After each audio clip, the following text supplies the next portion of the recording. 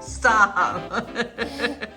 So today we're going to talk about decorating on the fly, on the cheap, with vintage. And I think technically everything that I'm going to show you is vintage, considering like the technical definition is something that's 20 years or older. 90s is vintage now, and I think as I'm hurtling through the mid 40s, I need to come to grips with that, but I haven't yet. I want to talk about the way that you can save money throughout your life as a furniture buying person. Let's say like you move out of your house. Like I moved out when I was 18 years old and I started gathering furniture. I don't have stuff from when I was 18 years old, but I do have stuff from when I was in my early 20s. The fact that I have furniture that I've carried around, I'm 46 years old now, that I've carried around since I was 23 years old, means that I've saved money by not rebuying that piece of furniture over and over again. If you buy a piece of furniture that will last, that you enjoy, it can last you a lifetime, hopefully. I think you can buy newer stuff, fantastic, great, if that's your vibe. I really do think that across the board, you're going to find stuff that if you're looking for on the fly, on the cheap, stuff that's better made when you go older. And I'm sure you can find really nicely made new furniture. I have no doubt in my mind, and there's like wonderful artisans, but there's a different price point. And we're not really getting into the price point where it's like thousands. Like the top price point, I think we'll talk about in this bedroom is like, guys, I think I haven't paid over $100 for anything I'm going to show you. Financial is a great reason. You're saving money. If you find a piece of furniture that works for you, you're going to keep that piece of furniture. And I think, there's a culture of like kind of get something and then get rid of it and then get something else. I think people are kind of tired of that in this day and age. Like when I buy a dresser, I don't want to have to go get a new dresser because I've taken care of that dresser issue that was in my life. I've got all sorts of other things that I want to devote my time to. So am I going to get like a cheap, crappy dresser that's made of like particle board that's going to break in like 2 years? No, me personally, I'm going vintage. I'm going to go find something that's solid wood. And you can go new and find solid wood, and that's an option if budget is not a constraint for you. Recycling, fantastic reason to go vintage because you're doing something for yourself, but you're also doing something for the world. It's always good to recycle. There's so much stuff in the world, and like by not contributing to the landfill by like hauling another like foam couch over there that is going to take forever to break down. You're not contributing just like an ever vast array of just like used furniture that no one wants. I really like the 70s velour ones. I think they're very forgiving. And if there is an incident involving a puppy or a child or just, someone, a drunk spilling wine, or maybe not a drunk, it's someone spilling wine on your couch. Vintage couches will look really lovely, like covering them up with an Afghan or just piling pillows on them. Whereas a new one, I don't know. I think the eye may not be as forgiving to, bohoing out a new couch. For me, I don't want to pay a lot for something. So I want to find something that's really, really high quality within the price range that I am willing and able to pay.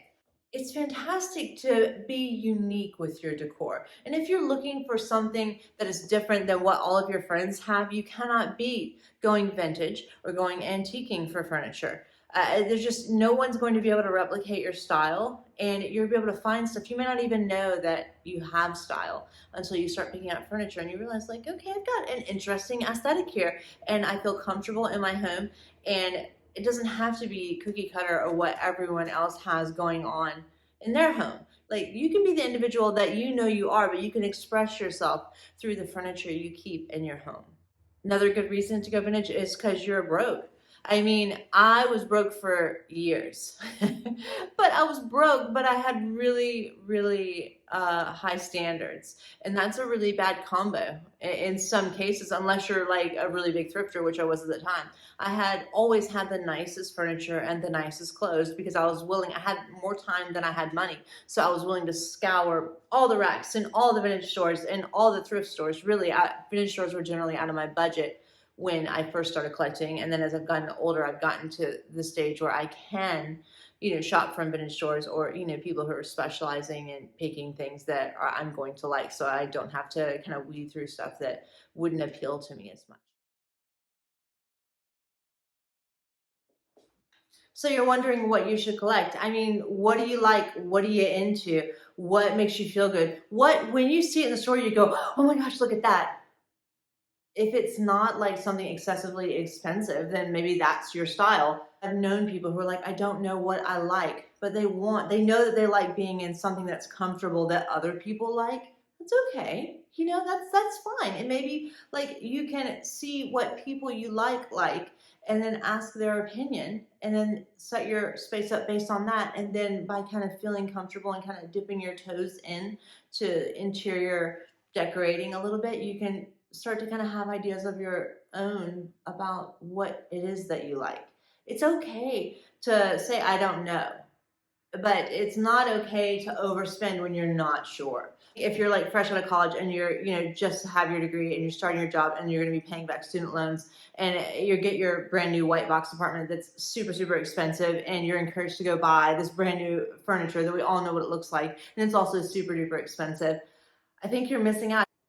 You're trading convenience and immediacy for a chance to have artistic expression in your home.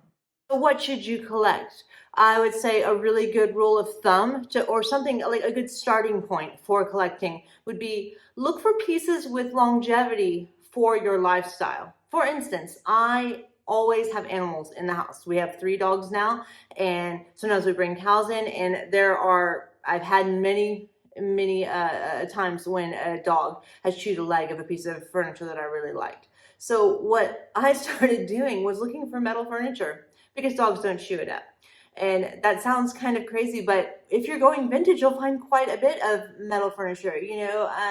Like I think all the offices like in the 60s and 70s had so much metal furniture. I have this cabinet. I got it from the flea market when I was 22 years old, 46 years old now. So I've had it for quite some time.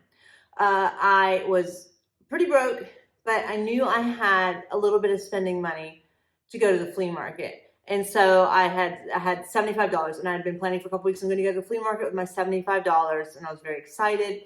So I pull up to the flea market and a guy is unloading this cabinet onto a table and it looked like the only thing he had, but maybe he still had things to unload. I don't know. It was early in the morning and I raced up and I said, how much is this cabinet? And he was like, it's $80. And I was like, so I offered him everything I had on me in cash that I brought to the flea market. And he took it and I loaded it up and I headed straight back home. And I didn't regret spending out then and I don't regret it now. This piece of furniture has been with me through puppies. It has been with me through, cats climbing on furniture. It's been with me through 3 kids. It is a workhorse. It is stout. And one of the coolest things I think about it is that it's got lowrider carved in the side. Like, you can't find that in a store, y'all. Like this, nobody else has a piece of furniture like this. It's in my favorite color, and it's something that was worth me keeping. So it has longevity. So in my lifetime, because I have this piece of furniture, I won't ever have to buy another piece like this. And I've used it it's so stout, I've put aquariums on it before. Right now it's got a television on it. It's a utilitarian piece. And so when I speak on longevity, I paid a lot at the time, but did I really, considering the amount of use I've gotten out of this cabinet? Not really. Another point on longevity, I'm just going to kind of talk you through a few things that I have here. This rug I found at the same flea market that I found my green cabinet at, but it was several years later. And I went to the flea market with this guy I had been dating for like a year. and I was broke as a joke, as usual when I discuss anything that's happening in my 20s. And so I don't think that's that uncommon. But I saw this rug. I loved the way it looked. What it was really doing for me was the patina it had on it was just unbeatable. Like, I think a lot of companies will try to buy this type or try to create this type of patina on a new item, and it's just not. It's not. It can be fairly convincing, but this one was old. It's wool. It's got rough edges. You can tell that it's had a whole life before I even got it. So the first thing I did was, how much? Okay, well, the guy wanted $50. Now, in this day of age, that's incredibly cheap, but 20 years ago, it was really expensive for me. And so I did what you should always do when you buy a used rug. This is my pro tip. I gave it a sniff test. Smell the rug, and if it smells like cat pee, walk. Don't ever buy a rug that smells like cat pee, because it's going to turn out very poorly for you. I don't think it's impossible to get cat pee out, but it has been really hard for me. It's been impossible for me. I'll just say that.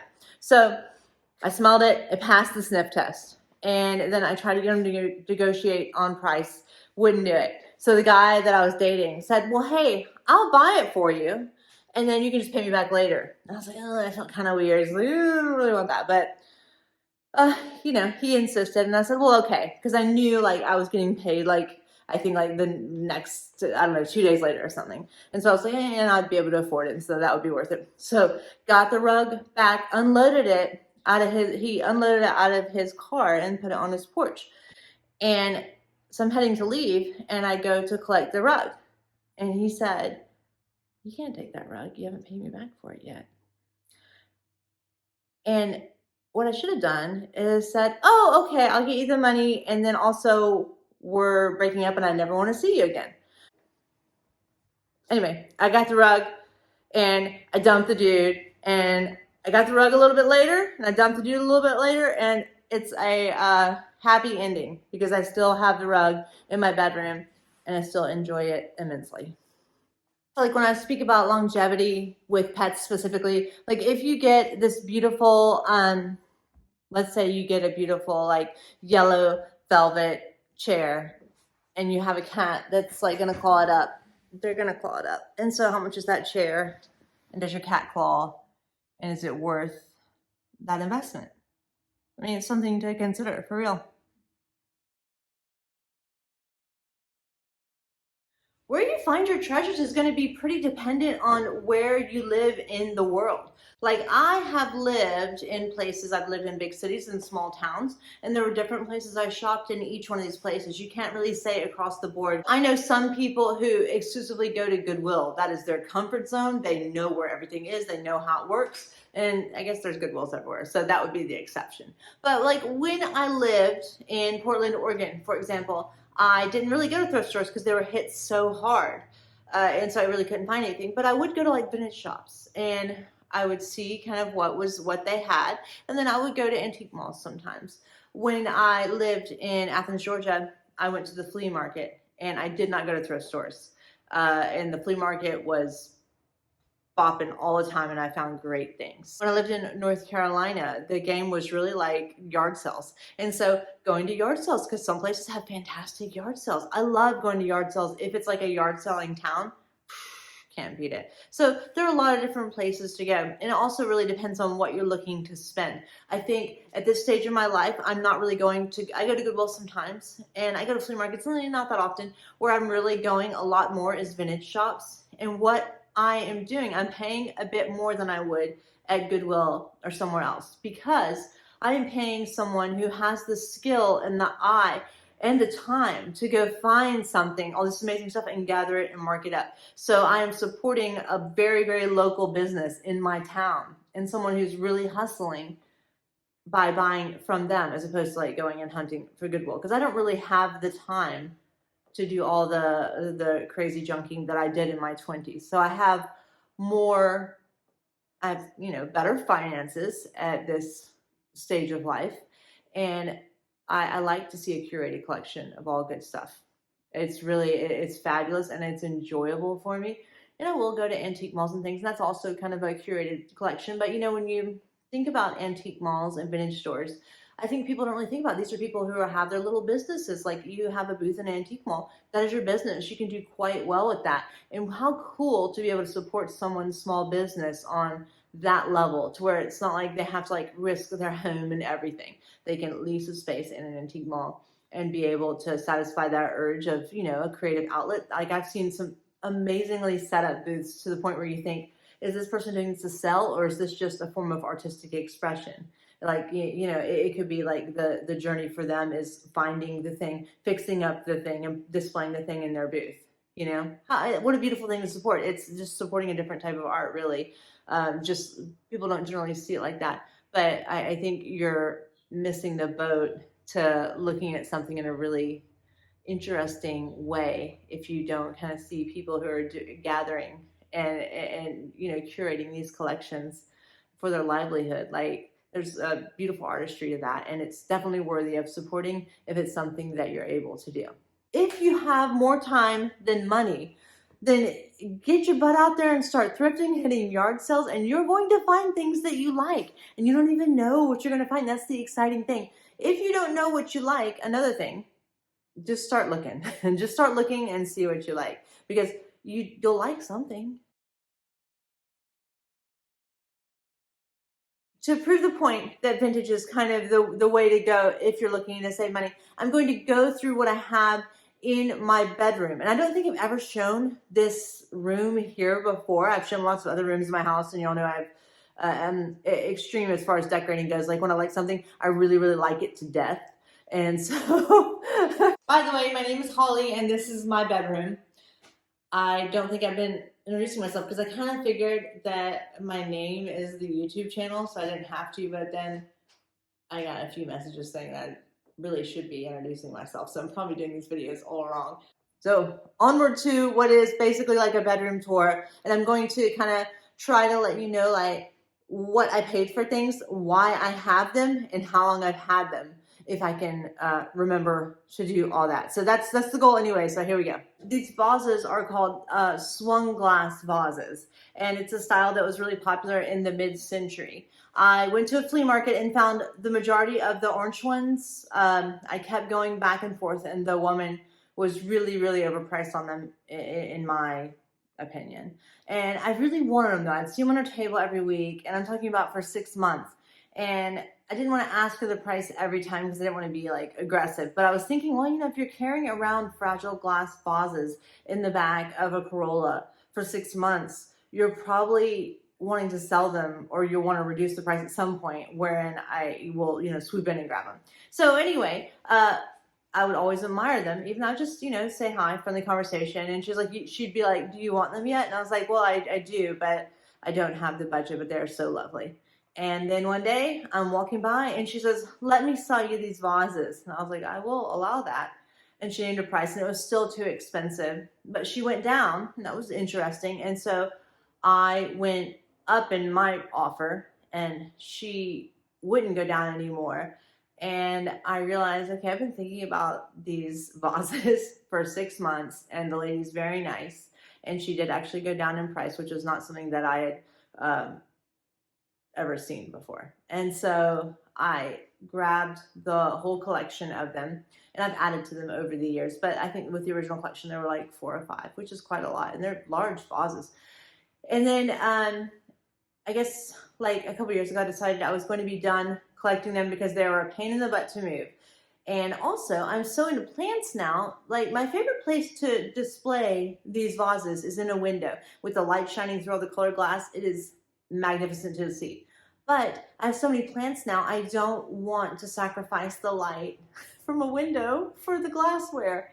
I just want the plants to be able to have it because they need it, and the vases really don't. So I was like, well, I'm going to sell the vases. And then my daughter comes home, and she had been to a yard sale, and she found a vase, this big amber colored one. And she's like, I found you one, look at this. And I was so tickled that she found one, because I don't find them very often. I think I've seen them at like one antique store, and they were like over $100, and I just wasn't going to go there. So I don't find them very often, especially lately. Like, the majority of these I got in my 20s.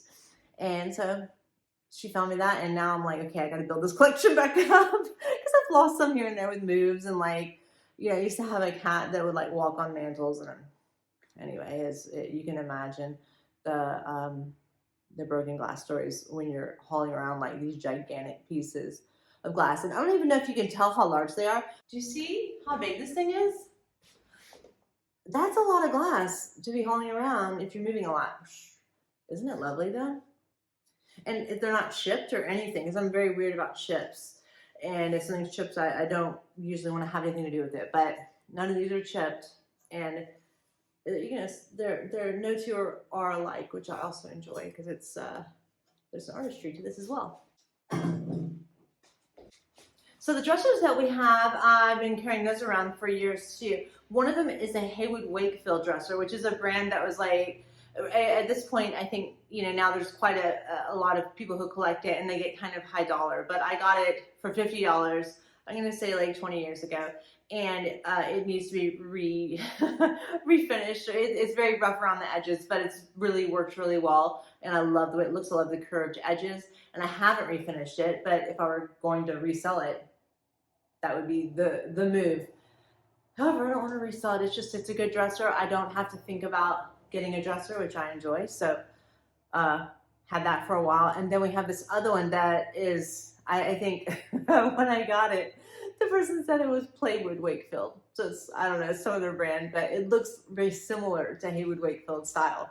And it's nice, and it's not quite as nice as the Haywood Wakefield, but it has nice lines. It has cute little feet, and it works well with our setup. And so have dressers, so the issue of not having a dresser, I don't know if you've ever like moved and been like, I'm getting rid of my dresser and I'll get a new one when I get there.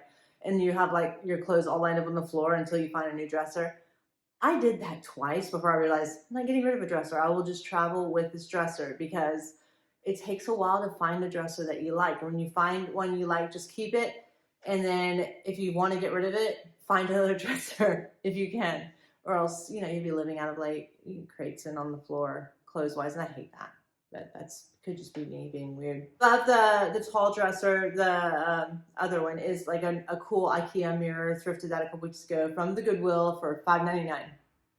And I don't know what the retail value of it is, but I noticed the mirror and I noticed the great design. And I figured it was IKEA just because of the area that I'm living in. It's probably not going to be like some other high-end designer, like IKEA is 3 hours away from here. I also found this bitch at that same thrift store and I paid $9 for it. And it is also IKEA, but I knew, I just saw it and I was like, that is aesthetically fantastic looking and I don't have to put it together. If it's already put together, I'm like, score. My file cabinet is pink and my grandfather got it for me and called me one day and said, Holly, do you need a file cabinet? Because I found one and it's pink. And I was like, well, I don't need a file cabinet, but a pink filing cabinet I must have. And so that's why I have it. And my grandfather has since passed, but I keep the filing cabinet because he was so tickled that I was using it. And it's so sweet for like your grandfather to think that you want a pink filing cabinet because you're a business person and a girl.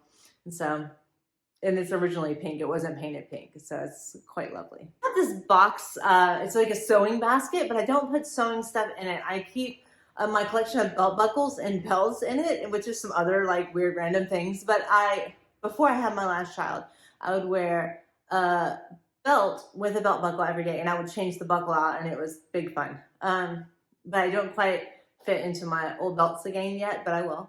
The postpartum struggle to kind of reclaim old things that you want to wear is real, and especially when you do it maybe when you're over 40 in my experience. I don't know. The first two, it wasn't so difficult. The third one, when I think I was, mid 40s, losing that baby weight, it was a little bit tougher. And they always say that, but I didn't really believe them. But now I believe you. I'm sorry. I thought it wasn't true.